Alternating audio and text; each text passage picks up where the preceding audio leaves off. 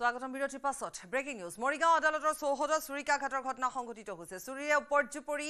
আক্ৰমণ এজন ব্যক্তি কুকিল সন্থাৰ চৌহদতে সংঘটিত হৈছে এই ঘটনাটো উছমান গনি নামৰ এজন লোকে চুৰিৰে আক্ৰমণ কৰে হবিবুৰ নামৰ এজন লোকক চুৰিকাঘাটত গুৰুতৰভাৱে আহত হৈছে হবিবুৰ ৰহমান চুৰিকাঘাটৰ ঘটনাটোত আব্দুল জলিল নামৰ এজন লোকৰ নামও সাঙুৰ খাইছে এই ঘটনাৰ পাছতে নিৰাপত্তাহীনতাত ভুগিছে মৰিগাঁওৰ অধিবক্তাসকল মানে 5জন মানুহ আহিছো মানে কেছৰ তাৰিখ আছিল আমাৰ কেছৰ তাৰিখত যেতিয়া আহি আছো আমি মানে 500 গাড়ীত আহিছো সিহঁতে মানে আগৰ গাড়ীত আহিছে মানে এই কাগজ লেখা পঢ়া কৰি আহিছিলে তামোল খাবৰ কাৰণে যেতিয়া তামোল খাব আহিছে তেতিয়া জলিল আছিল আৰু হবি আছিলে আহি পাছফালে আহি হান মাৰি দিলে ডেগাৰ দি হান মাৰি কাৰণে কি হ'ব পাৰে ঘটনাটো কিহৰ কাৰণে হৈছে মানে ওপৰতে এই যোনটো ল'ৰাটো মাৰিছে এই ল'ৰাটো আমাৰ ঘৰৰ পৰা চলি নিছে যোনে মাৰিছে তাৰ নাম কি এটাৰ নাম হচ্ছে উসমান যোনে চুৰি ঘাট খাইছে সেইটো নাম এটার নাম হবি তিনজন লোক আহিছিলে মানুহ দুটা একেলগত আছিলে মানে জলিল আৰু হবিবুৰ ৰহমান আব্দুল জলিল এই দুজন ব্যক্তি কিবা কোৰ্টৰ কাম সংক্ৰান্তত ইয়াত আহিছিলে আহোঁতে এই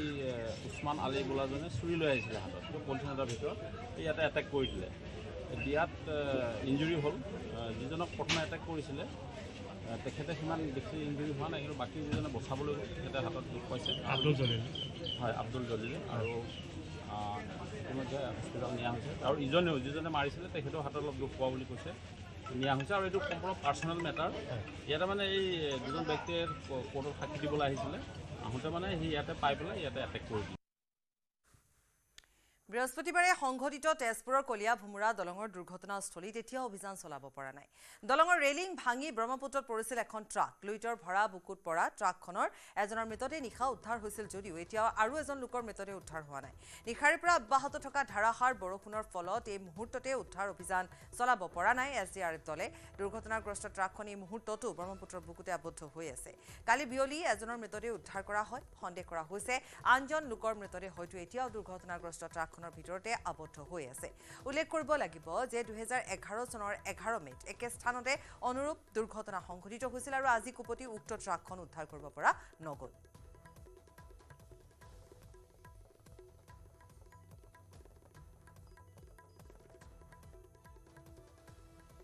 কিয় বাৰে বাৰে দুৰ্ঘটনা সংঘটিত হয় কলিয়া ভুমুৰা দলঙত কিয়নো প্ৰায় 10টা বছৰত আমি যদি উল্লেখ কৰিব বিচাৰোঁ প্ৰায় অৰ্ধ শতাধিক দুৰ্ঘটনা সংঘটিত হৈছে আৰু প্ৰায় 20ৰো অধিক চালক হেণ্ডিমেনে প্ৰাণ দিবলগীয়া হৈছে এই কলিয়া ভুমুৰা দলঙত সংঘটিত দুৰ্ঘটনাৰ ফলত কেমেৰা সহযোগীক মই দেখুৱাবলৈ অনুৰোধ জনাম এইটো স্থান যি স্থানত কালি বিয়লি সংঘটিত হৈছিল অনুৰূপ এক দুৰ্ঘটনা পূৰ্বৰ দৰে আৰু দলংখনৰ ৰেলিং ভাঙি যিহেতু ট্ৰাকখন সোমাই পৰিছিল ক'ৰ পৰা ক'লৈ আহিছিল সেয়া এই মুহূৰ্তলৈকে যিহেতু নিশ্চিত হ'ব পৰা নাই কোনো তথ্য লাভ কৰা নাই আৰক্ষীয়ে আৰু উদ্ধাৰ অভিযান কালি বিয়লি সামৰা হৈছে আৰু এই মুহূৰ্তত যিহেতু বৰষুণ অব্যাহত আছে যাৰ ফলত স্থগিত ৰখা হৈছে উদ্ধাৰ অভিযান কিন্তু এটা প্ৰশ্ন আহে কিয় কলিয়া ভুমুৰা দলঙত সংঘটিত হয়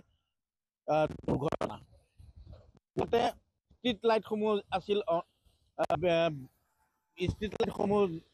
জ্বলা নাছিল যাৰ ফলত দুৰ্ঘটনা নিশাৰ ভাগত সংঘটিত হৈছিল পিছত নতুনকৈ যিখন কলিয়া ভুমুৰা সেতু নিৰ্মাণ কৰা হ'ল কাষতে যিখন নতুনকৈ কলিয়া ভুমুৰা সেতু নিৰ্মাণ কৰা হ'ল সেইখনৰ লগতে ইয়াৰ ষ্ট্ৰীট লাইটসমূহ পুনৰ জ্বলোৱাৰ ব্যৱস্থা কৰিলে কিন্তু নিশাৰ ভাগত দুৰ্ঘটনাতকৈ দিনৰ ভাগত আমি দেখা পাইছোঁ যিহেতু কালি দুৰ্ঘটনা সংঘটিত হৈছে দুৰ্ঘটনাগ্ৰস্ত যিখন ট্ৰাক সেইখন এতিয়াও ব্ৰহ্মপুত্ৰৰ বুকুতে আবদ্ধ হৈ আছে কিয়নো নিশাৰে পৰা মুষলধাৰ বৰষুণ অব্যাহত থকাৰ ফলত ব্ৰহ্মপুত্ৰৰ যিহেতু জলস্তৰ বৃদ্ধি পাইছে মই যান বাহন আৰক্ষীৰ লোকো আছে মই তেওঁলোকৰ পৰা এটা কথা জানিব বিচাৰিম দাদা যিহেতু বৰষুণ অব্যাহত আছে যাৰ ফলত এতিয়াও উদ্ধাৰ অভিযান চলাব পৰা নাই নহয় জানো হয় বৰষুণ এতিয়া দি থকাৰ কাৰণে অৱশ্যে উদ্ধাৰটো জলস্তৰ বৃদ্ধি পাইছে যদি জলস্তৰ আহিব এনডিআৰএফ বাহিনী আহিব অলপ পিছত তাৰপিছত কৰা হ'ব হয়তো পৰৱৰ্তী সময়ত উদ্ধাৰকাৰী এছডিআৰএফৰ দল আহিব তেওঁলোকে হয়তো অভিযান চলাব কিন্তু লক্ষণীয় কথাটো হৈছে এই মুহূৰ্তত যিহেতু এজন চালকৰ মৃতদেহ চালক বুলি সন্দেহ কৰা হৈছে। চালকৰ মৃতদেহ উদ্ধাৰকাৰী যি দল তেওঁলোকে কালিয়েই উদ্ধাৰ কৰিছে আৰু হয়তো সন্দেহ কৰা হৈছে আন লোকৰ মৃতদেহ তাত আবদ্ধ হৈ আছে। কিন্তু জলস্তৰ বৃদ্ধিৰ ফলত এই মুহূৰ্তলৈকে যিহেতু উদ্ধাৰ অভিযান চলাব পৰা নাই, হয়তো পৰৱৰ্তী সময়ত বতৰ ফৰকাল হ'লে হয়তো বতৰ ভাল হ'লে হয়তো উদ্ধাৰ অভিযান চলাব। কিন্তু লক্ষণীয় কথাটো হৈছে বাৰে বাৰে এটা কথাই বিচাৰ্যৰ বিষয় হৈ পৰিছে, কিয় কলীয়া ভোমোৰা দলঙত দুৰ্ঘটনা প্ৰায় সংঘটিত হয়। কাৰিকৰী এই দলং নিৰ্মাণৰ ক্ষেত্ৰত কাৰিকৰী বিসংগতি আছিল নেকি এনে কথা হয়। আৰু দলঙৰ দুয়োফালে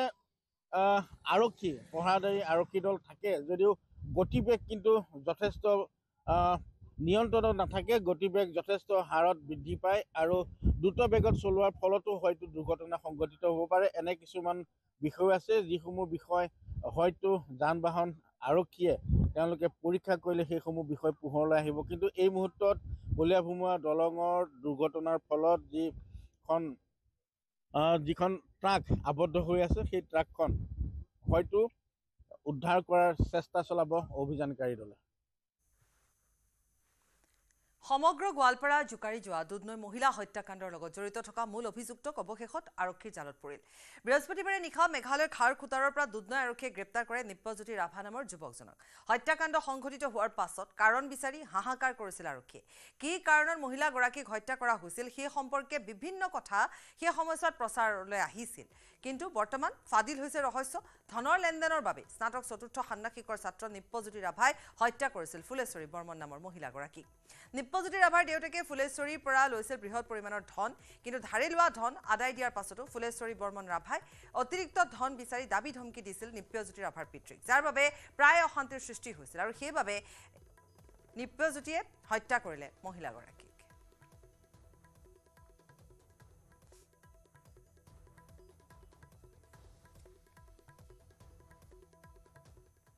গড়চুকৰ চাঞ্চল্যকৰ চুৰিকাঘাটৰ ঘটনাৰ ক্ৰাইম চিন ৰিক্ৰিয়েট কৰিলে আৰক্ষীয়ে। ক্ৰাইম চিন ৰিক্ৰিয়েটৰ জৰিয়তে হত্যাকাণ্ডত লুকাই থকা দিশসমূহ পোহৰলৈ অহাৰ সম্ভাৱনা। 12 তাৰিখে গড়চুকৰ চিলভাৰ অৰ্কিডৰ সংঘটিত হৈছিল চুৰিকাঘাটৰ ঘটনা। মৃগাংক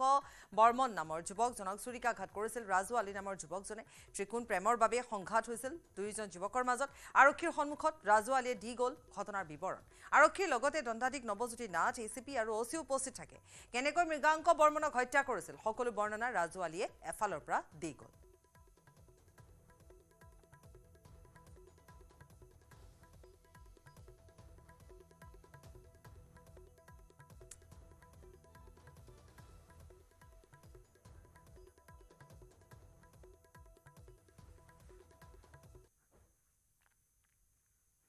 হস্পিটেলৰ পৰা গীতানগৰৰ ঘৰলৈ লৈ যোৱা হৈছে কণ্ঠশিল্পী গায়ত্ৰী হাজৰিকাৰ নশ্বৰ দেহ।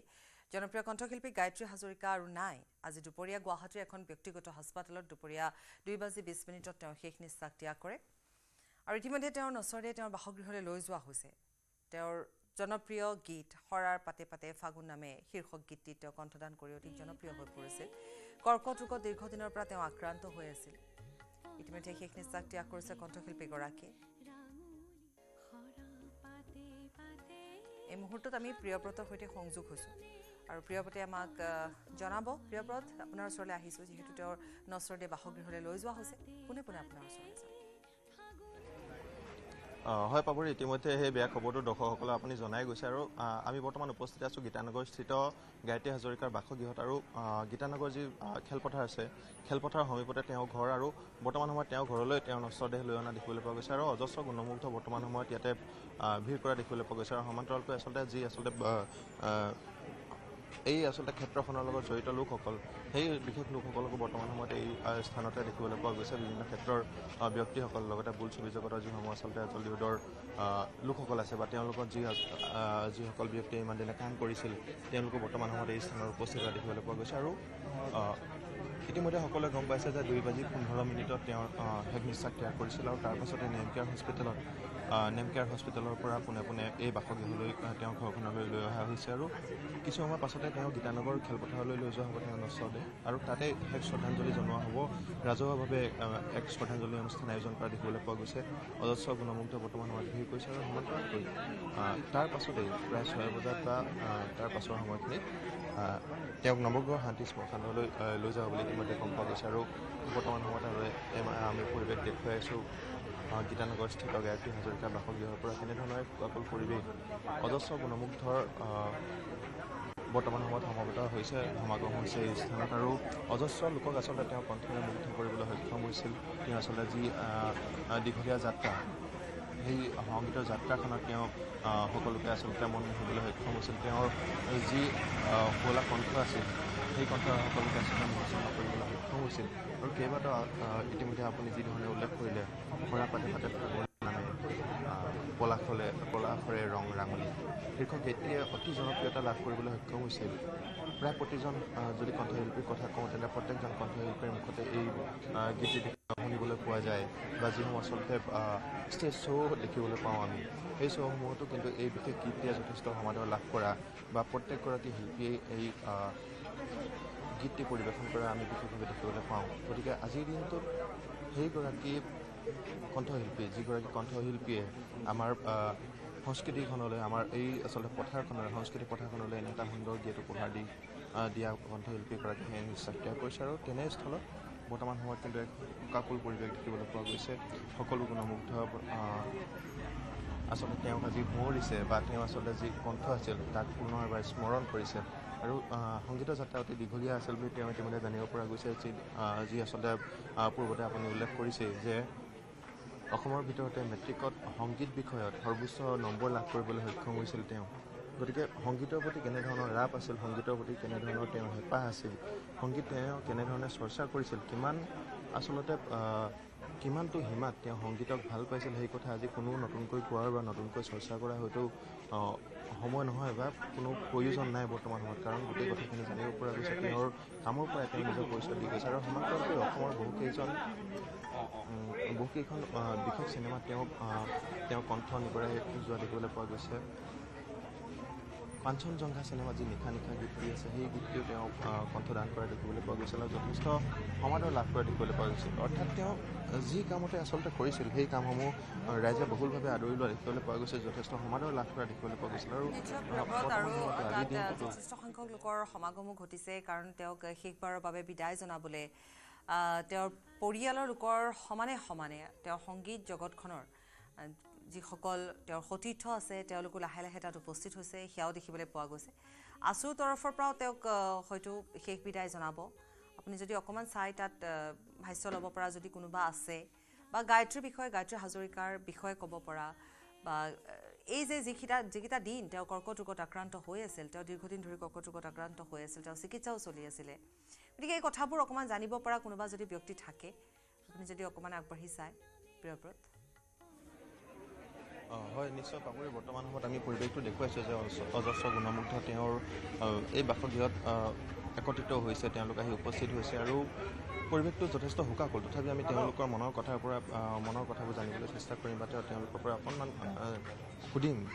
কেনেধৰণে তেওঁলোকৰ সম্পৰ্ক আছিল বাইদেউ আপোনাৰ ওচৰলৈ আহিছোঁ গায়ত্ৰী হাজৰিকা বাইদেৱে আজি নিশ্চয় ত্যাগ কৰিছে যথেষ্ট এটা শোকাকুল পৰিৱেশ অজস্ৰ গুণমুগ্ধ ইতিমধ্যে সমবেত হৈছে কেনেধৰণে সম্পৰ্ক আছিল গায়ত্ৰী বাৰ লগত গায়ত্ৰীক 2010 পৰাই মই পাইছোঁ যেতিয়া এই ৰূপম তালুকদাৰ মানে শব্দৰূপাত তাই সৰা পাতে যিটো ইমান যে জনপ্ৰিয় গীতটি যেতিয়া ৰেকৰ্ডিং কৰিছিল সেই সময়ত মোৰো মানে এটা গীত গোৱালপাৰা লোকগীত ৰেকৰ্ডিং হৈ আছিল শব্দৰূপাতে তেতিয়াৰ পৰাই তাইৰ লগত মোৰ সুসম্পৰ্ক মই অকণমান ডাঙৰ তাইতকৈ আৰু তাই সদায়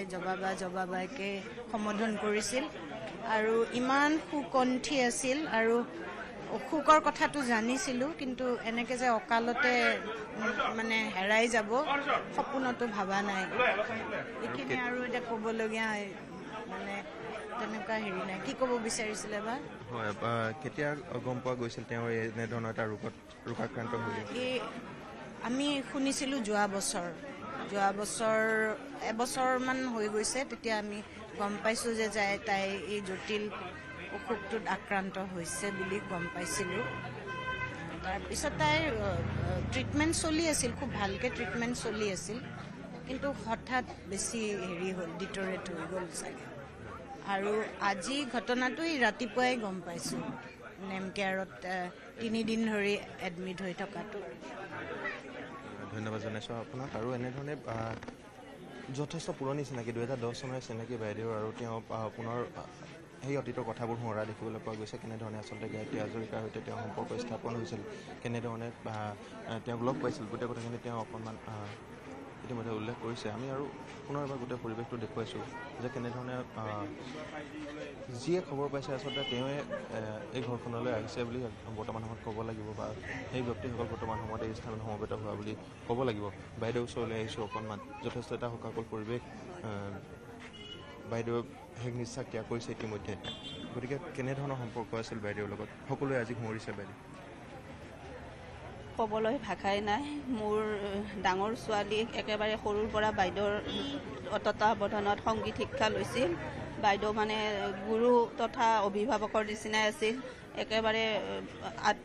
আত্মীয়তাৰে তাইক নিজৰ ছোৱালীৰ নিচিনা আঁকোৱালি লৈছিল। সৰা পাতে পাতে ফাগুন নামে গাবলৈ আৰু যে কোনো নাই। বাইদেউৰ আত্মাৰ সদগতি কামনা কৰিলোঁ, তাতকৈ আৰু ক'ব নোৱাৰোঁ। এয়া পাপৰি আমি পৰিৱেশ দেখুৱাইছোঁ, সকলোৰে আচলতে শিল্পী কলা কুশলী সকলো আহিছে নিশ্চয়। যিমান দূৰ মই কেমেৰাত ধৰিব পাৰিছোঁ তাত হয় মানস ৰবীনক দেখিবলৈ পোৱা গৈছে। হয়, বিভিন্ন সংগীত শিল্পী তথা কলা কুশলীসকলৰ দেখিবলৈ পোৱা গৈছে। কণ্ঠশিল্পী মানস ৰবীনক আমি দেখিবলৈ সক্ষম হৈছোঁ। আমি তেওঁৰ পৰা মন্তব্য ল'বলৈ চেষ্টা কৰিম, যিহেতু এটা দীঘলীয়া যাত্ৰা। তেওঁ দুয়োগৰাকী আচলতে শিল্পীয়ে এটা দীঘলীয়া যাত্ৰা অতিক্ৰম কৰিছে। মানস ৰবীনৰ কথা যদি কোৱা হয় তেন্তে যথেষ্ট এটা সংগীত জগতখনৰ দীঘলীয়া যাত্ৰা বৰ্তমান সময়ত যাত্ৰা কৰি থকা দেখিবলৈ পোৱা গৈছে। গতিকে তেওঁৰ সৈতে সম্পৰ্ক কেনেধৰণৰ আছিল, তেওঁ গায়ত্ৰী হাজৰিকাক কেনেধৰণে ওচৰৰ পৰা পাইছিল, বা কেনেধৰণে আচলতে গোটেই কথাবোৰ আগবঢ়াই নিছিল, তেওঁলোকে সংগীত জগতখনৰ কথা কেনেধৰণে আলোচনা কৰিছিল, আমি অকণমান জানিবলৈ চেষ্টা কৰিম তেওঁৰ পৰা, যদি আমি ওচৰ চাপি যাবলৈ পাৰোঁ। আৰু বৰ্তমান সময়ত আমি অকণমান ওচৰ চাপি যাবলৈ চেষ্টা কৰিম। মানস ৰবীন দা, অকণমান যদি আপোনাৰ ওচৰলৈ আহিব পাৰে। আৰু মানস ৰবীন দা আছে আমাৰ মাজত, আৰু কিছু সময় পাছতে তেওঁ হয়তো মন্তব্য কৰিব। বৰ্তমান সময়ত যিহেতু ঘৰত যথেষ্ট এটা শোকাকুল পৰিৱেশ, গতিকে তেওঁ কোনো মন্তব্য কৰিবলৈ বৰ্তমান বিচৰা নাই। আৰু সম্পূৰ্ণ যো-জা চলোৱা দেখিবলৈ পোৱা গৈছে যে গীতানগৰ যি আচলতে খেলপথাৰ আছে, খেলপথাৰলৈ বাইদেউ নচৰদে লৈ যাবলৈ বৰ্তমান সময়ত যো-জা চলোৱা হৈছে। গতিকে সকলো গোটেই কামখিনি ব্যস্ত হৈ পৰিছে। ইয়াৰ পৰা কেনেধৰণে গীতানগৰ খেলপথাৰলৈ লৈ যোৱা হয় তাৰ প্ৰতি সকলোৱে লক্ষ্য ৰাখিছে, বা সকলোৱে বৰ্তমান সময়ত সাজু হোৱা দেখিবলৈ পোৱা গৈছে। গতিকে সকলো ব্যস্ত হৈ পৰিছে কামত, আৰু শেষ শ্ৰদ্ধাঞ্জলি দিবলৈ বৰ্তমান সময়ত সাজু হৈছে। সমীৰ দা আছে, আমি সমীৰ দাৰ পৰা অকণমান জানিবলৈ চেষ্টা কৰিম যে কেনেধৰণে সমীৰ দা অকণমান আপোনাৰ ওচৰলৈ আহিছোঁ। বাইদেউ আজি 2 বজাতে শেষ নিশ্বাস ত্যাগ কৰিছে, আৰু তাৰপাছতে দেখিবলৈ পোৱা গৈছে সামাজিক মাধ্যমতে হওক বা বৰ্তমান সময়ত অজস্ৰ গুণমুগ্ধ আৰু ভিৰ হোৱা দেখিবলৈ পোৱা গৈছে। বাইদেউৰ সৈতে সম্পৰ্ক কেনেকুৱা আছিল অকণমান আপোনাৰ? মোৰ লগত গায়ত্ৰী বাই খুব ভাল আছিলে আচলতে। ভাল মানে বিশেষকৈ গানৰ জৰিয়তে, আৰু মোৰ গানো গাইছে গায়ত্ৰী বাই। খুব মৰমো কৰে মোক, আৰু গানৰ কথা বিভিন্ন সময়ত আমি দুয়োটাই কথা পাতিয়ে থাকোঁ। বিশেষভাৱে মই যোৱা 5 বছৰ ধৰি চিনেমাখনৰ লগত জড়িত হৈ থকাৰ কাৰণে তাৰে এটা গান কৰিম তেনেকুৱা ধৰণে থাকি গ'ল। আৰু ল'ৰাটোৰ বাবে এটা গান বুক কৰিবলৈ ক'লে, তেনেকুৱা ধৰণে হ'ল। মই মানে একেবাৰে হঠাৎ এই খবৰটো পাই পেলাই গোটেই বেমাৰৰ কথাটো মই ইমান বেছিকৈ নাজানি আজি বিৰাট আচৰিত হৈছোঁ তাৰমানে। আৰু বিৰাট কি ক'ম, মানে আটাইতকৈ ধুনীয়া কণ্ঠ এটা অসমৰ সংগীতৰ পৰা হেৰাই গৈছে। এইটো খুব দুখজনক কথা এটা আমাৰ বাবে। সংগীত জগতখনৰ প্ৰতি এটা ডাঙৰ ক্ষতি, যিটো অপূৰণীয় নহয়নে বৰ্তমান? ডেফিনেটলি গায়ত্ৰী বাই খুব, মই কৈছোঁ মই শেহতীয়াভাৱে পোৱা, মই নিজেও কাৰোবাক যদি ৰিকমেণ্ড কৰোঁ সদায় গায়ত্ৰী বাইৰ কথাই কওঁ। ইমান ছফ্ট আৰু ইমান মানে চুইট ভইচ এটা, মানে ভকেলটো, এইটো লছ হোৱাটো বিৰাট ডাঙৰ লছ এটা আমাৰ কাৰণে, বহুত ডাঙৰ লছ। নিশ্চয়কৈ এয়া সমীৰে বৰ্তমান সময়ত উল্লেখ কৰিছে যে সংগীত জগতখনৰ প্ৰতি অসমীয়া যি আচলতে আমাৰ সংস্কৃতিৰ জগতখন আছে, জগতখন জগতখনৰ প্ৰতি আজিৰ দিনটোত আটাইতকৈ ডাঙৰ ক্ষতিটো হোৱা বুলি তেওঁ মন্তব্য উল্লেখ কৰা দেখিবলৈ পোৱা গৈছে। আৰু হয়ও কিমান এটা মিঠা কণ্ঠ বা হৰা পাতে পাতে ফাগুন নামে হয়তো নুশুনা কোনো এজন ব্যক্তি নাই, যি ব্যক্তি আচলতে শুনিছে সেই গানটোৰ কথা বা তেওঁৰ কণ্ঠটো যিয়ে শুনিছে আজিলৈকে কোনেও এই কথাষাৰ নিশ্চিত কৰিব নোৱাৰে যে তেওঁ বেয়া গাইছে বা তেওঁৰ কণ্ঠ শুনি ভাল নাপায় বুলি কোৱা হয়তো কোনো এজন ব্যক্তি নোলাব। আৰু আজিৰ দিনটোত সেই তেনেধৰণৰ এগৰাকী সেই তেনে এটা কণ্ঠই আজি আমাৰ মাজৰ পৰা হেৰাই গৈছে, সেই নিশ্বাস ত্যাগ কৰিছে। আৰু গতিকে সকলোৰে মাজত শোকাকুল পৰিৱেশ। দাদা এজন আছে, আমি আপোনাৰ পৰা জানিবলৈ চেষ্টা কৰিম কেনেধৰণৰ সম্পৰ্ক আছিল বা কেনেধৰণে চিনি পাইছিল? তেখেতকতো গোটেই অসমৰ মানুহে চিনি পায় আৰু বাৰ লগতো মই এটা শ্ব' কৰিছিলোঁ, ময়ো লগতে আছিলোঁ। তেতিয়া বাৰ লগত চিনাকি আছোঁ আৰু তেতিয়া প্ৰথম যেতিয়া গানটো ওলাইছিলে তেখেতৰ মানে গান শুনি কি ক'ম আৰু তেখেতৰ তুলনা নাই তেখেতৰ কণ্ঠৰ। কাজল দাৰ যিবিলাক গান তেওঁ গাইছে সৰা পাতে পাতে শুনিলে মানে অন্তৰখন কি ক'ম মানে বুজাব নোৱাৰোঁ। আজি হঠাৎ মানে এইটো খবৰটো পাই বহুত মৰ্মাহত হৈছোঁ। তেওঁ আত্মা চিৰশান্তি। আজিৰ দিনটোত আটাইতকৈ বেছি সংগীত জগতখনৰ প্ৰতি আটাইতকৈ বেছি ক্ষতি বহুত বেছি ক্ষতি। ইমান শুৱলা কণ্ঠৰ অধিকাৰী তেখেত, ইমান সুন্দৰ সুন্দৰ গীত, তেখেতৰ অৱদান চিৰদিন বৈ থাকিব অসমীয়াৰ মাজত। সকলোৰে অন্তৰত সকলো অন্তৰত থাকিব। ভাল সংগীত বুলি ক'লে তেখেতৰ গানবিলাক আহেই। ভাল সংগীত বুলি কোৱাৰ লগে লগে তেখেতৰ সংগীতবিলাকে আমি প্ৰায় শুনিবলৈ পাওঁ। আৰু এনেধৰণে পাপৰি সকলোৰে কণ্ঠ উচুপি উঠিছে, সকলোৰে মন উচুপি উঠিছে, সকলোৰে চকুলো ভৰি অহা দেখিবলৈ পোৱা গৈছে আৰু সকলো ব্যস্ত হৈ পৰিছে বৰ্তমান সময়ত গীতানগৰ খেলপথাৰলৈ লৈ যাবলৈ। আৰু এনেধৰণে যি আচলতে আত্মীয় আছে, পৰিয়ালবৰ্গ আছে, তেওঁৰ শুভাকাংক্ষী আছে। আমি কিছু সময় পূৰ্বে দেখুৱাইছিলোঁ, কথা পাতিছিলোঁ এগৰাকী মহিলাৰ সৈতে, যিগৰাকী মহিলাই তেওঁৰ পুত্ৰীক, তেওঁৰ জীয়ৰীক গায়ত্ৰী হাজৰিকাৰ ওচৰত সংগীতৰ শ্ৰেণী কৰিবলৈ, সংগীতৰ ক্লাছ ল'বলৈ দিছে। আৰু তাৰ পাছত কেনেধৰণৰ এটা ঘৰুৱা সম্পৰ্ক হৈ পৰিছে, কেনেধৰণৰ এজন সৰল মনৰ মানুহ, কেনেধৰণৰ এক পবিত্ৰ মনৰ মানুহ আচলতে তাৰ পৰাই গোটেই কথাখিনি অনুধাৱন কৰিব পাৰি। যিগৰাকী মাতৃয়ে আজিৰ দিনটোত উচুপি উঠিছে, তেওঁ কৈছিল সৰা পাতে পাতে ফাগুন নামে গানটো গাবলৈ আৰু সেই কণ্ঠটো নাথাকিল। কিমান এটা আচলতে দুখত আৰু তেওঁ কিমান এটা বিশ্বাসত নিজৰ ছোৱালীজনী তেওঁ বাইদেউৰ ওচৰত শিক্ষা গ্ৰহণ কৰিবৰ বাবে দিছিল। আৰু শেষত আমি যিজন দাদাৰ সৈতে কথা পাতিছোঁ, তেওঁ বাৰে বাৰে আচলতে কথাখিনি কৈ উচুপি উঠা দেখিবলৈ পোৱা গৈছে। আচলতে কেৱল আমি কথা পতা ব্যক্তিকেইজন বুলি নহয়, যিয়ে খবৰটো পাইছে বা যি আজি এই স্থানত উপস্থিত হৈছে, সকলোৱে অশ্ৰু সেমেকি উঠা, চকু সেমেকি উঠা দেখিবলৈ পোৱা গৈছে। আপুনি অশ্ৰু নকৰি আহিছে। গতিকে সকলোৰে মনত অতি গধুৰ আচলতে বুজাই হেঁচা মাৰি ধৰা দেখিবলৈ পোৱা গৈছে। আৰু আমি পৰিৱেশখিনি দেখুৱাই গৈছোঁ সমান্তৰালকৈ। এনেধৰণে গুৱাহাটী ছাত্ৰ সন্থাৰ ভুক্ত বিষয়ববীয়া উপস্থিত হৈছে আৰু তেওঁলোকে যি আচলতে ৰাজহুৱা শ্ৰদ্ধাঞ্জলি অনুষ্ঠান আয়োজন কৰিছে গীতানগৰ খেলপথাৰত, তাৰ বাবে সম্পূৰ্ণ সাজু হোৱা দেখিবলৈ পোৱা গৈছে। আৰু সদৌ অসম ছাত্ৰ সন্থাৰ ফালৰ পৰা এনেধৰণে তেওঁলোকে শ্ৰদ্ধাঞ্জলি দিবৰ বাবে শিল্পীগৰাকীক সাজু হৈছে। আৰু আমি দেখুৱাইছোঁ যে যিসকল আচলতে সংগীত জগতখনৰ সৈতে উপস্থিত ব্যক্তি আছিল, সকলো আজিৰ দিনটোত এনেধৰণে উপস্থিত হৈছে। বাইদেউৰ শেষ বিদায়ত বা শেষ যাত্ৰাত এনেধৰণে সকলো উপস্থিত হৈছে। আৰু ঘৰৰ পৰা বৰ্তমান সময়ত এইখন ঘৰ, যিখন ঘৰত বাইদেৱে থাকিছিল, যিখন ঘৰত বাইদেৱে অজস্ৰ গানৰ সৃষ্টি কৰিছিল, সেই আচলতে কণ্ঠবোৰ কেনেধৰণে এটা গানত কণ্ঠ নিগৰাব সেই পৰিকল্পনাসমূহ কৰিছিল, সেই ঘৰখনৰ পৰা আজি বাইদেউৰ নশ্বৰ দেহ এনেধৰণে লৈ যাবলৈ সাজু হৈছে। আৰু আমি দেখিবলৈ সক্ষম হৈছোঁ ইয়াত সদৌ গুৱাহাটী ছাত্ৰ সন্থাৰ কেইবাজনো বিষয়ববীয়া, সমান্তৰালকৈ তেওঁৰ আচলতে পৰিয়ালবৰ্গ, তেওঁৰ শুভাকাংক্ষীসকলক বৰ্তমান সময়ত আমি দেখিবলৈ পাইছোঁ। আৰু এনেধৰণেই বাইদেউৰ নশ্বৰ দেহ, যি আচলতে পৰম্পৰা আছে, যি ৰীতি নীতি আছে, সেই সকলো ৰীতি নীতি পৰম্পৰা মানি তেওঁ ঘৰৰ পৰা এনেধৰণে লৈ যাবলৈ সাজু হোৱা দেখিবলৈ পোৱা গৈছে। আৰু গীতানগৰ খেলপথাৰ একেবাৰে ওচৰতে লাগি আছে গীতানগৰ খেলপথাৰ, আৰু সেই গীতানগৰ খেলপথাৰত ইয়াৰ পাছতে লৈ যোৱা হ'ব। যদিহে কোনো আচলতে ব্যক্তি আহে বা কোনোৱে শ্ৰদ্ধাঞ্জলি জনাব খোজে, তেন্তে সকলোৰে সুবিধা হোৱাকৈ গীতানগৰ খেলপথাৰত ৰাজহুৱা শ্ৰদ্ধাঞ্জলি অনুষ্ঠান আয়োজন কৰা হৈছে। গতিকে গীতানগৰ খেলপথাৰলৈ বৰ্তমান সময়ত এনেধৰণে সুকণ্ঠী গায়িকা সৰা পাতে পাতে ফাগুন নামী শীৰ্ষক যি আচলতে গানটো আছে, গানটো গাই যথেষ্ট সমাদৰ লাভ কৰিবলৈ সক্ষম হোৱা গায়ত্ৰী হাজৰিকাৰ নশ্বৰ দেহ আজিৰ দিনটোত এনেধৰণে অতি দুখ লগা খবৰ আমি দিবলৈ বৰ্তমান সময়ত চেষ্টা কৰি আছোঁ। আৰু এনেধৰণে বৰ্তমান সময়ত লৈ অনা হৈছে পাপৰি গীতানগৰ খেলপথাৰৰ পৰা আমি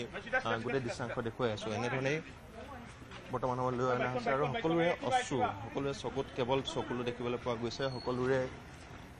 মুখত এটা গধুৰ আচলতে চেহেৰা দেখিবলৈ পোৱা গৈছে সকলোৰে মুখত গতিকে বৰ্তমান সময়ত আটাইতকৈ দুখ লগা খবৰটো আজিৰ দিনটোৰ আৰু আটাইতকৈ মৰ্মাহত হ'ব লগা খবৰটো বেয়া লগা খবৰটো সুকন্ঠী গায়িকা কণ্ঠশিল্পী গায়ত্ৰী হাজৰিকাৰ প্ৰায় 2:15 নেম কেয়াৰ হস্পিটেলত শেষ নিশ্বাস ত্যাগ কৰিছিল দীৰ্ঘদিন ধৰি তেওঁ কৰ্কট ৰোগত আক্ৰান্ত হৈ আছিল আৰু তাৰ পাছত বিগত 3 দিন ধৰি তেওঁ চিকিৎসাধীন হৈ আছিল নেম কেয়াৰ হস্পিটেলত তাৰ পাছত আজি 2:15 সেই বেয়া খবৰটো আহিছিল অসমৰ বাবে অসমৰ সংগীত জগতৰ বাবে বাইদেউক ভাল পোৱা প্ৰত্যেকজন শুভাকাংক্ষীৰ বাবে প্ৰত্যেকজন শ্ৰোতাৰ বাবে সেই বেয়া খবৰটো আহি পৰিছিল আৰু তাৰ পাছত গোটেই অসম জুৰি প্ৰতিক্ৰিয়া সৃষ্টি হোৱা বা যি আচলতে সকলোৰে মনত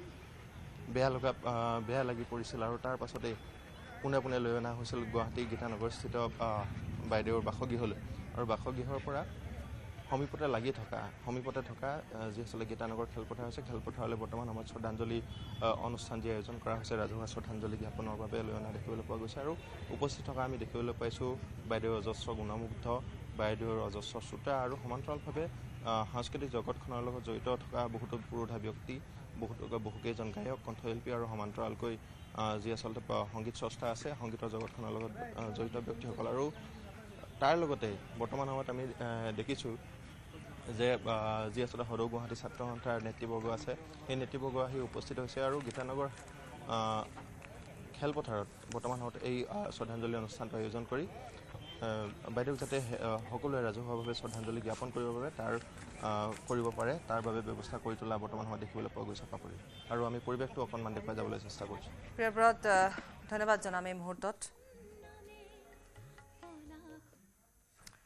আৰু ইয়াৰ সৈতে বাতৰিৰ পৰা বিদায় লৈছোঁ নমস্কাৰ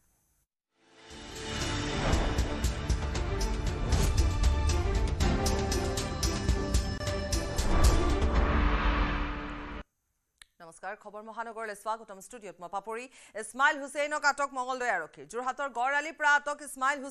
হুছেইনৰ বিৰুদ্ধে এজাহাৰ তৰিছিল এগৰাকী মহিলাই উৰ্মিমালা দত্ত নামৰ এগৰাকী মহিলাই তৰিছিল এজাহাৰ সামাজিক মাধ্যমত মহিলাগৰাকীক অশালীন মন্তব্য কৰাৰ অভিযোগ মঙলদৈ থানাত মহিলাগৰাকীয়ে তৰিছিল এজাহাৰ উক্ত এজাহাৰৰ ভিত্তিত আটক ইছমাইল হুছেইন যোৰহাটলৈ গৈ মঙলদৈ আৰক্ষীয়ে আটক কৰিছে ইছমাইল হুছেইনক পুনৰ এবাৰ এইখিনিতে উল্লেখ কৰিম ইছমাইল হুছেইনক আটক কৰিছে মঙলদৈ আৰক্ষীয়ে যোৰহাট গড়আলিৰ পৰা আটক কৰা হৈছে ইছমাইল হুছেইনৰ বিৰুদ্ধে এজাহাৰ তৰিছিল এগৰাকী মহিলাই উৰ্মিমালা দত্ত নামৰ এগৰাকী মহিলাই এজাহাৰ তৰিছিল সামাজিক মাধ্যমত মহিলাগৰাকীক অশালীন মন্তব্য কৰাৰ অভিযোগ মঙলদৈ থানাত মহিলাগৰাকীয়ে এজাহাৰ তৰিছিল উক্ত এজাহাৰৰ ভিত্তিত আটক কৰা হৈছে ইছমাইল হুছেইনক যোৰহাটলৈ গৈ মঙলদৈ আৰক্ষীয়ে আটক কৰিছে ইছমাইল হুছেইনক বাৰম্বাৰ বিতৰ্কৰ মাজত সোমাই পৰে ইছমাইল হুছেইন আৰু এইবেলি এগৰাকী মহিলাই তৰা গোচৰত ইতিমধ্যে আটক কৰা হৈছে মঙলদৈ আৰক্ষীয়ে আটক কৰিছে ইছমাইল হুছেইনক অশালীন মন্তব্য কৰিছিল তেওঁ আৰু ইয়াৰ পূৰ্বেও তেওঁ বহুকেইটা বিতৰ্কৰ মাজত সোমাই পৰিছিল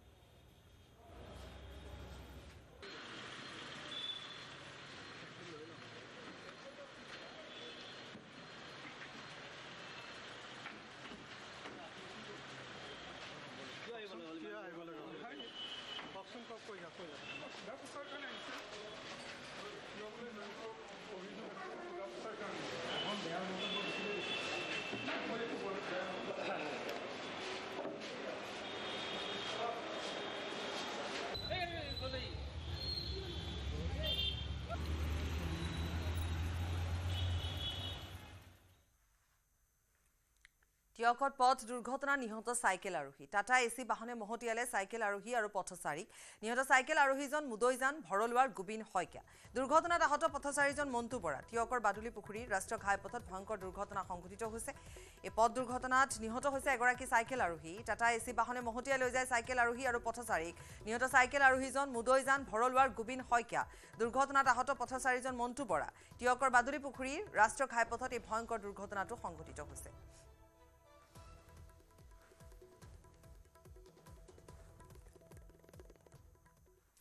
জনপ্ৰিয় কণ্ঠশিল্পী গায়ত্ৰী হাজৰিকা আৰু নাই আজি দুপৰীয়া গুৱাহাটীৰ এখন ব্যক্তিগত হাস্পতালত 2:20 শেষ নিশ্বাস ত্যাগ কৰে গায়ত্ৰী হাজৰিকাই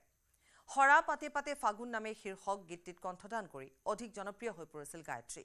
কৰ্কট ৰোগত আক্ৰান্ত হৈ শেষ নিশ্বাস ত্যাগ কৰে জনপ্ৰিয় কণ্ঠশিল্পীগৰাকীয়ে হৰা পাতে পাতে ফাগুন নামে গীতৰ শিল্পী হাজৰিকা দীৰ্ঘদিন ধৰি কৰ্কট ৰোগত আক্ৰান্ত হৈ আছিল গায়ত্ৰী হাজৰিকা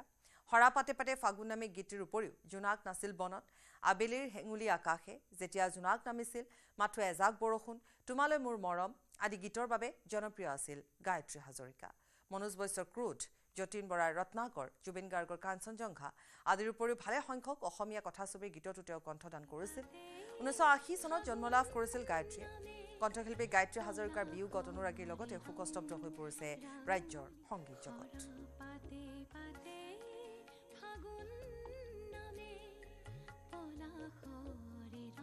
এখন ব্যক্তিগত হস্পিটেলত তেওঁ শেষ নিশ্বাস ত্যাগ কৰে কৰ্কট ৰোগত আক্ৰান্ত হৈ আছিল বহুদিনৰ পৰা তেওঁ কৰ্কট ৰোগত আক্ৰান্ত হৈ আছিল তেওঁৰ কেইবাটাও জনপ্ৰিয় গীত আছে আৰু বিশেষভাৱে হৰা পাতে পাতে ফাগুন নামে গীতটি সকলোৱে জানে আৰু খুবেই জনপ্ৰিয় এটি গীত খুব সুন্দৰ এটি গীত কম সময়ৰ ভিতৰতে তেওঁ বহুকেইটা জনপ্ৰিয় গীত উপহাৰ দি গৈছে বহুকেইখন ভাল ছবিৰ তেওঁ নেপথ্য কণ্ঠদানো কৰিছে বহুকেইটা গীতত তেওঁ কণ্ঠদান কৰিছে আৰু এই খবৰে এক প্ৰকাৰ এই দুখ খবৰে আচলতে সমগ্ৰ ৰাজ্যবাসীকে আজি কন্দুৱাইছে আমি কিছু সময়ৰ পিছতে সংযুক্ত হওঁ আমাৰ সাংবাদিক আছে নিৰমান সংগীত জগত প্ৰত্যেকে প্ৰতিক্ৰিয়া ব্যক্ত কৰিছে সকলোৱে এটা কথাই কৈছে যে কোনো ভবা নাছিল এটা নভবা কথা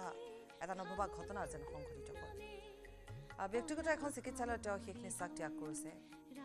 কণ্ঠশিল্পীগৰাকীয়ে গুণমুগ্ধ সকলৰ ভিৰ তেওঁৰ সতীৰ্থ সংগীত শিল্পী সকলেও ইতিমধ্যে তেওঁ শেষবাৰৰ বাবে চাবলৈ উপস্থিত হৈছেগৈ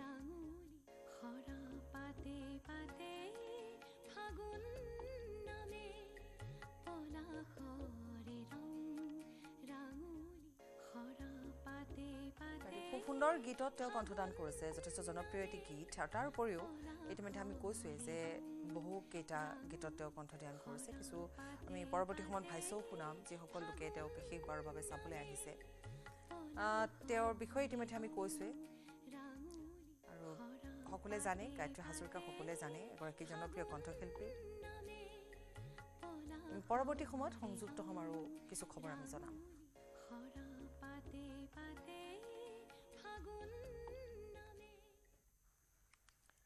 অসম জাতীয় পৰিষদৰ পৰা পদত্যাগ কৰিছে জিতেন গগৈ পুনৰবাৰ এইখিনিতে উল্লেখ কৰিছোঁ জিতেন গগৈ পদত্যাগ কৰিছে অসম জাতীয় পৰিষদৰ পৰা তেওঁ পদত্যাগ কৰিছে যোৱা বছৰ অজাপত যোগ দিছিল আৰু অজাপৰ উপসভাপতি আছিল জিতেন গগৈ তেওঁ পদত্যাগ কৰিছে যোৱা বছৰ অজাপত যোগ দিছিল বোকাখাটৰ প্ৰাক্তন বিধায়কগৰাকী আৰু যোৱা বছৰ অজাপত যোগ দিয়াৰ পিছতে এই বছৰে তেওঁ আচলতে অজাপৰ পৰা তেওঁ হয়তো ক্ষুণ্ণ হৈছে বা যিবোৰ পঞ্চায়তৰ ফলাফল তাকে লৈ তেওঁ বিতুষ্ট হ'ল আৰু সেইবাবে তেওঁ পদত্যাগ কৰিছে তেওঁ উপসভাপতি হিচাপে আছিল জিতেন গগৈ আৰু যোৱা বছৰ তেওঁ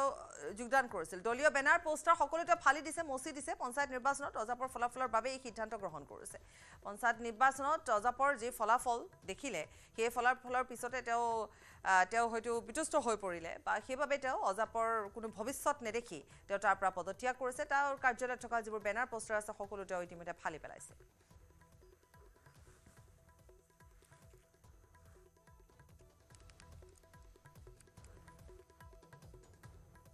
আচলতে জাতীয় পৰিষদৰ পৰা অব্যাহতি বুলি নহয় অব্যাহতিয়ে বুলি ক'ব লাগিব জাতীয় পৰিষদৰ পৰা একেবাৰে সম্পূৰ্ণ মই মানে ওলাই আহিলোঁ এইটো কাৰণেই যিহেতু জাতীয় পৰিষদৰ জৰিয়তে জাতীয়তাবাদৰ ভেটি সুদৃঢ় কৰাৰ যি পৰিকল্পনা আছিল কিন্তু সেই পৰিকল্পনাত মই ব্যৰ্থ হ'লোঁ কাৰণ জনাদেশ মই নাপালোঁ জাতীয় পৰিষদৰ জৰিয়তে কাৰণ ই এটা প্ৰমাণ যোৱা পঞ্চায়ত নিৰ্বাচন গতিকে পঞ্চায়ত নিৰ্বাচনত কোনো কাৰণতে আমাক জনসাধাৰণে গ্ৰহণ নকৰাৰ কাৰণে মই সিদ্ধান্ত কৰিলোঁ যে নহয় জাতীয় পৰিষদৰ জৰিয়তে নহয় আৰু বোকাখাটৰ ৰাইজৰো এইটো মানে এটা দাবী যে আপুনি জাতীয় পৰিষদৰ জৰিয়তে নহয় আপুনি আগতে যেনেধৰণে নিৰ্দলীয়ভাৱে নিৰ্মাণ গোটৰ জৰিয়তে আপুনি প্ৰতিদ্বন্দ্বিতা কৰি ৰাইজৰ যি জনাদেশ পাইছিলে দুটা টাৰ্মত আৰু ৰাইজৰ হৈ যি কাম কৰিছিলে বহু কৰণীয় কৰিলে যদিও বহু কৰণীয় থাকি গ'ল গতিকে সেইখিনি কৰিব লাগিব গতিকে আপুনি জাতীয় পৰিষদ বুলি নহয় কোনো ৰাজনৈতিক দলৰ চোলা পিন্ধি আপুনি কিন্তু বোকাখাটৰ উন্নয়ন কৰিব নোৱাৰে সেইকাৰণে আপুনি জাতীয়তাবাদী চিন্তাধাৰাৰ মানুহ হিচাপে আপুনি প্ৰকৃত জাতীয়তাবাদ কৰি আছে বুলি আমি উপলব্ধি কৰোঁ। কাৰণ বোকাখাতৰ বাহিৰে জিতেন গগৈ আজিলৈকে বেলেগৰ অসমখনৰ কথা চিন্তা কৰাও নাই, নকৰোঁ। গতিকে সেইকাৰণে শেহতীয়া সিদ্ধান্ত সেইটোৱেই হ'ল, সকলোৰে দিহা পৰামৰ্শ অনুযায়ী যে জাতীয় পৰিষদ ত্যাগ কৰিব লাগে আৰু জাতীয় পৰিষদৰ জৰিয়তে কোনো কাৰণে বোকাখাতৰ উন্নয়ন নহয়, সেইটো কাৰণে জাতীয় পৰিষদ ত্যাগ কৰিলোঁ। অসমত বহি পঞ্জাবত চাইবাৰ অপৰাধ। গুৱাহাটীত 7টা চাইবাৰ অপৰাধীক গ্ৰেপ্তাৰ লুধিয়ানা আৰক্ষী। অপৰাধী চক্ৰতে ব্লেকমেইল কৰি লুধিয়ানাৰ এজন ব্যৱসায়ীৰ পৰা হৰলুকি কৰিছিল 7 কোটি টকা। ধৃত নিম্মী ভট্টাচাৰ্য, অলক ৰংগী, গোলাম মুৰ্তাজা, সঞ্জয় সূত্ৰধৰ, ৰুমি কলিতা, ৰিন্তু আৰু জাকিৰ। পূৰ্বে জামিন লাভ কৰা 2 অভিযুক্তকো গ্ৰেপ্তাৰ লুধিয়ানা আৰক্ষী। ধৃত মূল অভিযুক্ত অতনু চৌধুৰী আৰু আনন্দ কুমাৰ চৌধুৰী। ব্যৱসায়ীজনৰ গোচৰৰ ভিত্তিত ইতিমধ্যে আৰক্ষীয়ে উদ্ধাৰ কৰিছে হৰলুকি কৰা 5 কোটি 2 লাখ টকা।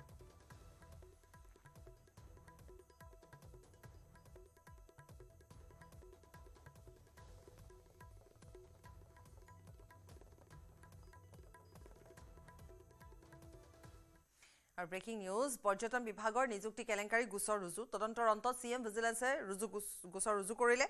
মুখ্যমন্ত্ৰীৰ নিৰ্দেশত গোচৰ ৰুজু কৰা হৈছে। চিএম ভিজিলেন্সে মুখ্যমন্ত্ৰীৰ নিৰ্দেশত গোচৰ ৰুজু কৰিছে। 8 শীৰ্ষ বিষয়াৰ বিৰুদ্ধে ৰুজু কৰা হৈছে গোচৰ। বিপদত পৰিব পাৰে এতিয়া 8জন সহকাৰী তথ্য বিষয়া। 2010-11 বৰ্ষত সংঘটিত হৈছিল এই নিযুক্তি কেলেংকাৰী। ৰকিবুল হুছেইনৰ কাৰ্যকালত সংঘটিত হৈছিল নিযুক্তি কেলেংকাৰী। চাকৰিৰ পৰা বঞ্চিত এজন প্ৰাৰ্থীয়ে ভিজিলেন্সত গোচৰ দিছিল। মৌখিক পৰীক্ষাত নম্বৰ বৃদ্ধি কৰাৰ আনিছিল অভিযোগ। পৰীক্ষা নিৰ্বাচক মণ্ডলীয়ে কেলেংকাৰী কৰাৰো অভিযোগ আনিছিল। নিযুক্তি লাভ কৰা প্ৰাৰ্থীৰ আনুষ্ঠানিক শিক্ষাৰ প্ৰমাণ পত্ৰ নথকাৰো অভিযোগ। সহকাৰী তথ্য বিষয়া হিচাপে নিযুক্তি লাভ কৰিছিল হীৰেন কুমাৰ শইকীয়া, প্ৰাঞ্জল বৰা, চাইমিন মান্নান, মেহজুবিন বেগম, অনন্যা বৰঠাকুৰ, গৌতম গগৈ, মাধৱ দাস আৰু নয়মণি পামেগাম। গতিকে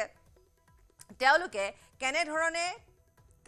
এই চাকৰি বা এই তেওঁলোকে পাইছিল বা তেওঁলোকে কেনেধৰণে নিযুক্তি লাভ কৰিছিল, আৰু সেই কথা ইতিমধ্যে আমি কৈছোৱে যে এই গোটেই বিষয়টো আসলে তেতিয়াই চৰ্চালৈ আহিছিল যেতিয়া ৰকিবুল হুছেইনে নিজে কৈছিলে যে তেওঁ পঞ্চায়তে চাকৰি দিছিল। গতিকে তেনে ক্ষেত্ৰত এই বিষয়টোৱে চৰ্চা লাভ কৰিছিল আৰু তাৰ পিছতে চিএম ভিজিলেন্সত এজন যুৱকে গোচৰ ৰুজু কৰিছিল। তেওঁ চাকৰি বঞ্চিত প্ৰাৰ্থী আছিলে। তেওঁ আনিছিল যে কেনেধৰণে এওঁলোকে বক্ৰপথেৰে চাকৰি লৈছিলে আৰু তাৰ পিছতে পৰৱৰ্তী সময়ত আমি কৈছোৱে যে চিএম ভিজিলেন্সত গোচৰ তৰাৰ পিছতে ইতিমধ্যে এই সংক্ৰান্তত বিপদত পৰিব পাৰে এইকেইজন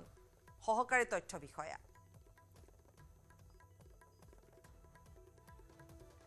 বিৰিঞ্চি আছে আমাৰ সৈতে সংযুক্ত হৈ, বিৰিঞ্চি আমাক অধিক জনাব। বিৰিঞ্চি, আপুনি আকৌ এবাৰ জনাব যে 2010-11 বৰ্ষত সংঘটিত হোৱা নিযুক্তি কেলেংকাৰী এয়া, য'ত এতিয়া 11জন সহকাৰী তথ্য বিষয়া বিপদত পৰিবলৈ গৈ আছে। নিশ্চয় পাপৰি, যে আচলতে সমগ্ৰ বিষয়টো যেতিয়া যিখিনি সময়ত এগৰাকী বঞ্চিত প্ৰাৰ্থীয়ে প্ৰথমতে গুৱাহাটী উচ্চ ন্যায়ালয়ত দাখিল কৰিছিল আৰু পৰৱৰ্তী সময় একে সময়তে তেওঁ চিএম ভিজিলেন্সৰ ৰুজু কৰিছিল যে তেওঁলোকৰ এটাই অভিযোগ আছিল যে যোগ্য প্ৰাৰ্থীক বঞ্চনা কৰি এই 11 গৰাকী প্ৰাৰ্থীক অনিয়মেৰে আচলতে চাকৰি দিছিল আৰু যিখিনি সময়ত সেই মন্ত্ৰী হিচাপে দায়িত্বত আছিল ৰকিবুল হুছেইন, আৰু ৰকিবুল হুছেইনৰ তেওঁলোকে সেই কথাখিনি ইতিমধ্যে তদন্তকাৰী বিষয়াক কৈছে যে ৰকিবুল হুছেইনৰ জ্ঞাতসাৰী এই ধৰণৰ যিসকল আচলতে তেওঁলোকৰ নিযুক্তি বৰ্ডত মানুহ আছিল তেওঁলোকে অনিয়ম কৰিছে, যাৰ মৌখিক নম্বৰ বঢ়াই দিয়া হৈছে কিন্তু লিখিত পৰীক্ষাত নম্বৰ একেবাৰেই কম আছিল। গতিকে সেই তেনেধৰণৰ বহু বিসংগতিযুক্ত তেওঁলোকে বহু তথ্য প্ৰমাণ ইতিমধ্যে চিএম ভিজিলেন্সত দিছে আৰু চিএম ভিজিলেন্সে সেই বৰ্ডৰ নিযুক্তি বৰ্ডৰ বিষয়াৰ পৰা আৰম্ভ কৰি বঞ্চিত প্ৰাৰ্থী আৰু যিসকলে বৰ্তমান চাকৰি কৰি আছে তেওঁলোককো যেতিয়া সোধা পোছা কৰিছিল তেতিয়াই চিএম ভিজিলেন্স এটা নিৰ্দিষ্ট লক্ষ্যত উপনীত হৈছিল যে সমগ্ৰ নিযুক্তি প্ৰক্ৰিয়াটোত যাতে কেলেংকাৰী সংঘটিত হৈছিল সেইটো নিশ্চিত হৈছিল। তাৰ লগে লগে 13/2025 এটা গোচৰ যিহেতু ৰুজু কৰিছে, এই মুহূৰ্তত এটা ডাঙৰ কথা যে হয়তো শীঘ্ৰেই বৰ্তমানৰ সাংসদ ৰকিবুল হুছেইনক হয়তো সোধা পোছা কৰিব পাৰে যে তেওঁ এই বিষয়ে যে নিযুক্তি প্ৰক্ৰিয়াটোৰ বিষয়ে তেওঁ কি জ্ঞাত, যে তেওঁ সেইখিনি সময়ত যিহেতু মন্ত্ৰী দায়িত্বত আছিল, গতিকে তেওঁ সোধা পোছা কৰাৰ সম্ভাৱনা আছে নেকি বিৰিঞ্চি? নিশ্চয়কৈ তদন্তকাৰী বিষয়াগৰাকীয়ে সেই ইংগিতে দিছে যে হয়তো যিহেতু যিসকল বিষয়াৰ এইসকল বিষয়াক নিযুক্তি দিছে তেওঁলোকক ইতিমধ্যে সোধা পোছা কৰা হৈছে, ইতিমধ্যে যিসমূহ নথিপত্ৰ পৰীক্ষণৰ কাম হ'বলগীয়া আছিল সেই সকলোখিনি হৈছে। এইখিনি সময়ত একমাত্ৰ ৰকিবুল হুছেইনকে আচলতে সোধা পোছা কৰা নাই বৰ্তমানলৈকে। গতিকে গোচৰটো যিহেতু ৰুজু কৰা হৈছে হয়তো খুব কম সময়ৰ ভিতৰত ৰকিবুল হুছেইনক সোধা পোছা কৰিব যে তেওঁ এই সমগ্ৰ নিযুক্তি প্ৰক্ৰিয়াটোৰ বিষয়ে তেওঁৰ হাতত কি তথ্য আছে বা তেওঁ কি জানে সেই কথাখিনি হয়তো খুব সোনকালৰ ভিতৰত তেওঁ সোধা পোছা কৰিব। তাৰ পাছতেই চিএম ভিজিলেন্সে হয়তো যিসকল একেবাৰে দোষী ব্যক্তি সেইসকলক গ্ৰেপ্তাৰৰ কাৰণে এটা তেওঁলোকে তালিকা প্ৰস্তুত কৰিব আৰু সেইকে তেওঁলোকক গ্ৰেপ্তাৰ কৰি সমগ্ৰ তদন্ত প্ৰক্ৰিয়াটো আগবঢ়াই নিব। ধন্যবাদ বিৰিঞ্চি।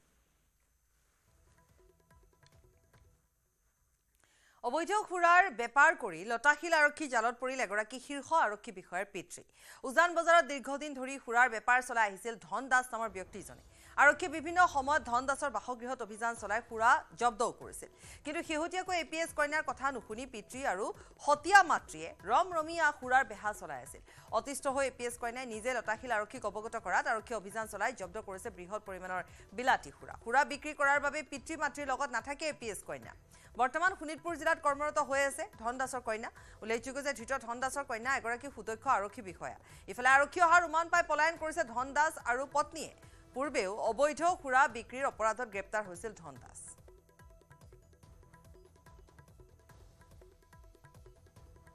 তাৰিখে উজান বজাৰ এৰিয়াত সুৰাৰ বিৰুদ্ধে লতাশিল থানায় অভিযান চলাইছিলে তাতে বহুত ইলিগেল মানে ৰিকভাৰ কৰা হৈছে 3টামান ঘৰত তেনেকুৱা অভিযান চলাইছিলে তাৰে মাজতে এজন আছিলে ধন দাসৰ বিৰুদ্ধেও আগতেও অভিযান চলাইছিলে আৰু ধন দাস আগৰ পৰাই সুৰা ব্যৱহাৰ কৰে কিন্তু এটা কথা হ'ল তেওঁ যিয়ে আমাৰ অসম পুলিচৰ এজনী ৰেছপনচিবল অফিচাৰ হয় এটা জিলা DSP হিচাপে কৰ্মৰত কৰি আছে আৰু তেখেতেও মানে অচিক ৰিকুৱেষ্ট কৰিছিলে যে কিবা প্ৰকাৰে হ'লে তেওঁৰ দেউতাকক এই ইলিগেল সুৰা ব্যৱহাৰৰ পৰা যাতে বাদ দিয়াব পাৰে আৰু সেই হিচাপে অচিও কিবাবোৰ তেওঁক আনি পেলাই ইয়াতে কাউন্সেলিং কৰিছিলে আৰু এই মহিলা অফিচাৰজনীও দেউতাকক মেইনটেনেন্সো দি থাকে যাতে এই মানে ইলিগেল সুৰা ব্যৱহাৰ যাতে নকৰে সেইটো কাৰণে প্ৰচেষ্টা কৰি আছিলে আৰু সেই হিচাপে অচিও লাগি আছিলে যে এই কামৰ পৰা যেন যাতে বিৰত থাকে কোনো জড়িত নহয় তেওঁ অকল নিজে জড়িত আমাৰ এটা 3-4টামান মানে লোকেশ্যনত ৰেড কৰা হৈছে 200মান তেনেকুৱা ইলিগেল বটল পোৱা গৈছে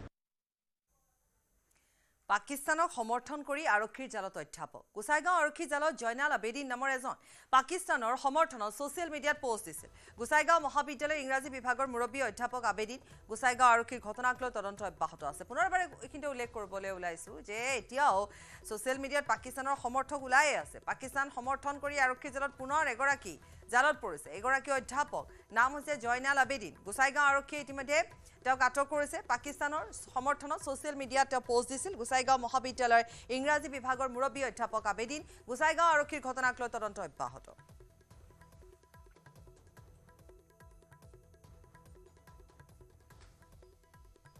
ব্ৰেকিং নিউজ 8 ছেপ্টেম্বৰত অসমলৈ আহিব প্ৰধানমন্ত্ৰী নৰেন্দ্ৰ মোদী সুধাকণ্ঠৰ জন্ম শতবাৰ্ষিকী অনুষ্ঠানত ভাগ ল'ব প্ৰধানমন্ত্ৰীয়ে 9 ছেপ্টেম্বৰত অনুষ্ঠিত হ'ব বিধানসভাৰ এদিনীয়া অধিৱেশনত ভূপেন হাজৰিকাৰ ওপৰত হ'ব আলোচনা সুধাকণ্ঠৰ নামত ডিব্ৰুগড় বিমানবন্দৰত উৎসৰ্গা কৰা সন্দৰ্ভত হ'ব আলোচনা ইতিমধ্যে ডিব্ৰুগড় বিমানবন্দৰক ভূপেন হাজৰিকাৰ নামত উৎসৰ্গা কৰাৰ সিদ্ধান্ত লৈছে চৰকাৰে ডক্টৰ ভূপেন হাজৰিকাৰ জন্মদিন আমি এইবাৰ জন্ম শতবাৰ্ষিকী 8 ছেপ্টেম্বৰৰ পৰা পালন কৰিম 8 ছেপ্টেম্বৰৰ দিনা প্ৰধানমন্ত্ৰী অসমলৈ আহিব 9 ছেপ্টেম্বৰৰ দিনা এখন অসম বিধানসভাৰ বিশেষ অধিৱেশন অনুষ্ঠিত হ'ব ডক্টৰ ভূপেন হাজৰিকাৰ ওপৰত তেখেতৰ কৰ্মৰাজি তেখেতৰ সৃষ্টিক চিৰযুগমীয়া কৰাৰ কাৰণে তেখেতৰ স্মৃতিক চিৰযুগমীয়া কৰাৰ কাৰণে এটা প্ৰস্তাৱ আছে যে ডিব্ৰুগড় বিমানবন্দৰক এটা ডক্টৰ ভূপেন হাজৰিকা বিমানবন্দৰ হিচাপে তাক নামকৰণ কৰা আৰু এই বিষয় লৈ 9 ছেপ্টেম্বৰত এদিনীয়া কাৰ্যসূচীৰে অসম বিধানসভাৰ এখন বিশেষ বিধানসভা অধিৱেশন অনুষ্ঠিত হ'ব স্থাপন হ'ব আমুলৰ নতুন প্ৰকল্প ৭৫ কোটি টকা ব্যয়েৰে নিৰ্মাণ কৰিব প্ৰকল্পটো আমুলৰ প্ৰকল্পৰ বাবে 20 বিঘা ভূমি আবণ্টন কৰা হৈছে গুৱাহাটীত দুখন বিলাসী হোটেল নিৰ্মাণত কেবিনেটৰ অনুমোদন স্থাপন হ'ব মেৰিয়েট হোটেল আৰু ডাউনটাউন হোটেল এডভান্টেজ আছামৰ চুক্তি অনুসৰি হ'ব এই প্ৰকল্প বিনামূলীয়া নামভৰ্তিৰ ক্ষেত্ৰত ৰেচন কাৰ্ডৰ লগতে বৈধ হ'ব আয়ৰ প্ৰমাণপত্ৰ আইচিডিৰ অধীনৰ প্ৰশিক্ষকৰ দৰমহা 20,000 টকালৈ বৃদ্ধি আইচিডিৰ অধীনৰ প্ৰশিক্ষকে লাভ কৰিব আপোন ঘৰ আৰু আপোন বাহন আঁচনি আমুল কোম্পানীয়ে এটা প্ৰকল্প গুৱাহাটীৰ ৰাণীত স্থাপন কৰাৰ কাৰণে 20 বিঘা মাটি তেওঁলোকক লিজত দিয়াৰ সিদ্ধান্তত অসম কেবিনেটে অনুমোদন জনায় আৰু ৰাণীত যিটো institute of farm management campus আছে পলাশবাৰী ৰেভিনিউ চাৰ্কুলৰ অধীনত ইয়াতে 20 বিঘা মাটি আমূলক লিজত দিয়া হ'ব। এই মাটিখিনি এনিমেল হাজবেণ্ডাৰী এণ্ড ভেটেৰিনেৰী ডিপাৰ্টমেণ্টৰ অধীনতেই থাকিব। তেওঁলোকক 30 বছৰৰ কাৰণে লিজ দিয়া হৈছে। 75 কোটি টকা তেওঁলোকে বিনিয়োগ কৰি ইয়াতে এটা দুগ্ধ ইণ্ডাষ্ট্ৰী তেওঁলোকে প্ৰতিষ্ঠা কৰিব। তেওঁলোকে ফিক্স পেতেই থাকিব, কিন্তু তেওঁলোকৰ যিটো ৰেমুনাৰেশ্যন সেইটো 14,000 টকাৰ পৰা 20,000 টকালৈকে বৃদ্ধি কৰাৰ বাবে কেবিনেটে অনুমোদন জনাইছে। তাৰোপৰি 60 বছৰ বয়সলৈকে তেওঁলোকৰ নিযুক্তিৰ থাকিব, সেই গেৰাণ্টিও আজি কেবিনেটে অনুমোদন জনাইছে।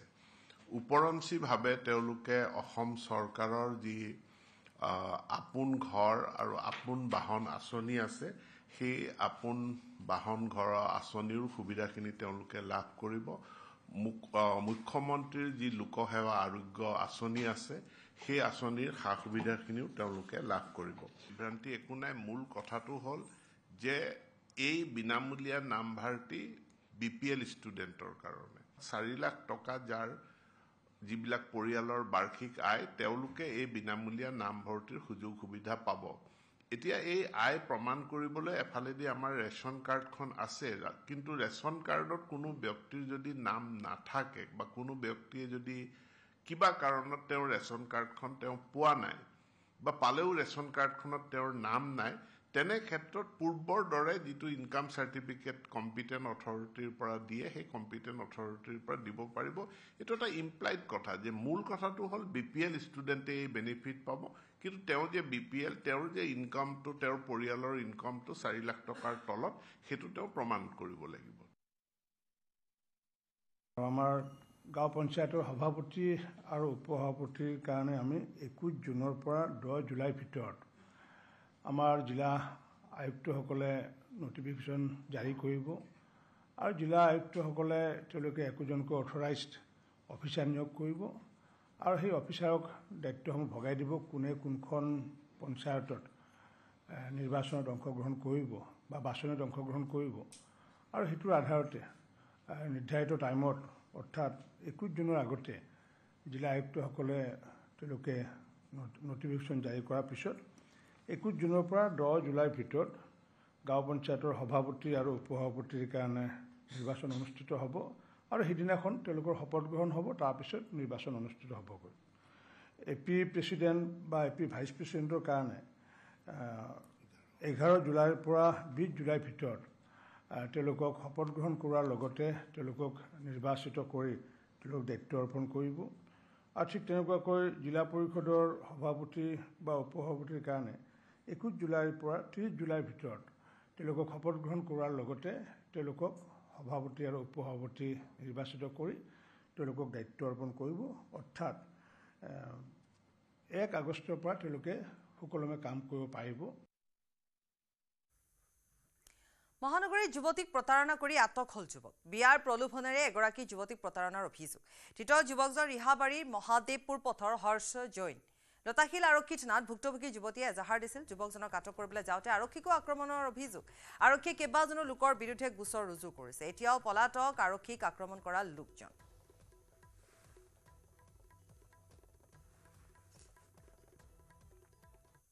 আৰু ডবকাৰ পৰা পাকিস্তানৰ সমৰ্থক গ্ৰেপ্তাৰ হৈছে। আব্দুল সামাদ নামৰ পাকিস্তানী সমৰ্থকক গ্ৰেপ্তাৰ কৰা হৈছে। সামাজিক মাধ্যমত পাকিস্তানক সমৰ্থন কৰিছিল হিন্দু সেনা নামৰ সংগঠনটোৱে অভিযোগ দিছে। অভিযোগৰ পাছতে আৰক্ষীয়ে গ্ৰেপ্তাৰ কৰিছে যুৱকজনক। আৰু পুনৰবাৰ এইখিনি উল্লেখ কৰিম যে পাকিস্তানৰ সমৰ্থক সদায় এটা নহয়, এজন নহয়, দুজন প্ৰায় গ্ৰেপ্তাৰ হৈ থকা দেখিবলৈ পোৱা গৈছে। এতিয়াও ছ'চিয়েল মিডিয়াত পাকিস্তানৰ সমৰ্থন কৰি আহিছে বহুতে। গতিকে পাকিস্তানৰ সমৰ্থকক গ্ৰেপ্তাৰ কৰি আহিছে আৰক্ষীয়ে। আব্দুল সামাদ নামৰ পাকিস্তানী সমৰ্থকক গ্ৰেপ্তাৰ কৰা হৈছে। সামাজিক মাধ্যমত পাকিস্তানক সমৰ্থন কৰিছিল।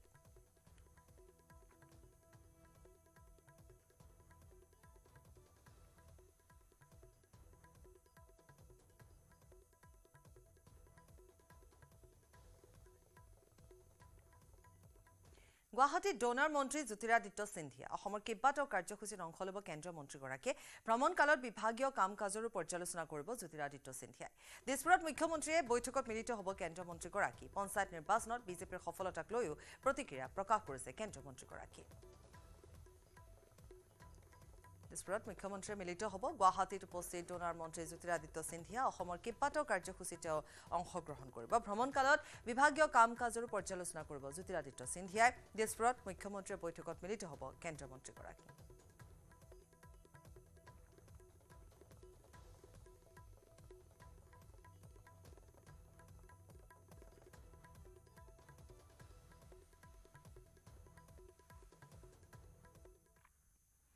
অপৰাধী ৰম্যভূমিত পৰিণত মহানগৰী গড়ভঙা বনাঞ্চলত স্থাপন হ'ব বিঅপি নিউজ 18ৰ বাতৰিৰ পিছতে বিঅপি স্থাপনৰ বাবে তৎপৰ হৈ পৰিছে বন বিভাগ ৰাজহ বিভাগৰ লগতে অসম আৰক্ষী ইতিমধ্যে দুটা স্থানত সম্পূৰ্ণ হৈছে জৰীপ বন বিভাগ ৰাজহ বিভাগৰ লগতে আৰক্ষীয়ে নৰলং আৰু অসম মেঘালয় সীমান্তৱৰ্তী গড়ভঙাত জৰীপ সম্পূৰ্ণ কৰিছে প্ৰথম অৱস্থাত যিকোনো এটা স্থানত স্থাপন হ'ব বিঅপি উল্লেখযোগ্য যে বৰ্তমান গড়ভঙা বনাঞ্চলৰ 24 কিলোমিটাৰ পৰ্যন্ত কোনো আৰক্ষীৰ পহৰা চকী তথা বিঅপি নাই নিউজ 18ত প্ৰকাশ পাইছিল বাতৰি আৰু সবিস্তাৰে জনোৱাৰ পিছত এতিয়া এই সিদ্ধান্ত গ্ৰহণ কৰা দেখিবলৈ পোৱা গৈছে বিঅপি হ'ব বৰ্ডাৰ আউটপোষ্ট সেইটো কাৰণে আমাৰ সাইট সিলেকশনৰ কাৰণে আমাৰ সৰতে আহিছিল আজি আমাৰ ডিএফও স্যাৰ আৰু ডিসিপি আহিছিল নিৰ্ধাৰণৰ কাৰণে আমাৰ সেংচন হৈছে গভৰ্ণমেণ্টৰ পৰা আজি অকল সাইট সিলেকশন হৈছে বাকি যিখিনি আপোনালোকে গম পাই যাব আমাৰ গড়ভঙাৰ ভিতৰত বৰ্তমান এখন নিউজ 18 অসম নৰ্থ ইষ্টত ধাৰাবাহিকভাৱে বাতৰি সম্প্ৰচাৰ হৈছিলে যে গড়ভঙা বনাঞ্চলত প্ৰয়োজন আছিলে বিঅপি অৰ্থাৎ বৰ্ডাৰ আউটপোষ্টৰ আৰু সেই বাতৰি সম্প্ৰচাৰ হোৱাৰ পিছতে বিভাগীয় কৰ্তৃপক্ষ এতিয়া গা লৰা দেখিবলৈ পোৱা গৈছে বন বিভাগ আৰু আৰক্ষী প্ৰশাসনৰ মাজত যুদ্ধংদেহীভাৱে আলোচনা হোৱা দেখিবলৈ পোৱা গৈছে আজিৰ দিনটোৰ ভাগত গড়ভঙা বনাঞ্চলত তিনিখনকৈ এই তিনিটা বিশেষ বিভাগৰ মাজত মিটিং সম্পন্ন হৈছে আৰু মিটিঙৰ অন্তত দুখনকৈ গড়ভঙা বনাঞ্চলৰ ভিতৰত বিঅপি স্থাপনৰ সিদ্ধান্ত লৈছে আৰু আজি যদি চোৱা যায় গড়ভঙা বনাঞ্চলৰ ভিতৰ ভাগলৈকে 9খনকৈ ভিআইপি গাড়ীৰ মুভমেণ্ট হৈছে এই মুভমেণ্টৰ যদি কথা উল্লেখ কৰোঁ এডিচিপি গৰাকী গৈছে আজি ক্ৰাইম